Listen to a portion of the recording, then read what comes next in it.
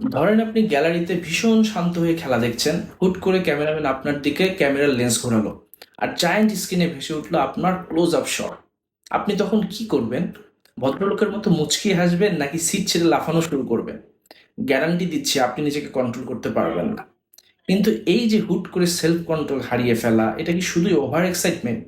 একদমই না। এর পেছনে আছে পিওর হিউম্যান সাইকোলজি। একে বলে স্পটলাইট ইফেক্ট।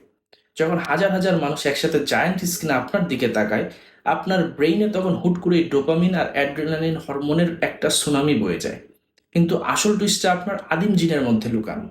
আদিমকালে আমাদের পূর্বপুরুষরা যখন পুরো ট্রাইব বা গোত্রের সামনে হঠাৎ মনোযোগ পেত, তখন তাদের সোশ্যাল স্ট্যাটাস এক ধাক্কায় বেড়ে যেত।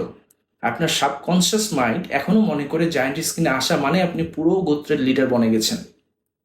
তাই ব্রেন এক প্রকার রিফ্লেক্স হিসেবে আপনাকে দিয়ে ওই বাদ ভাঙা পাগলাটে রিয়াকশনটা করিয়ে নেয়।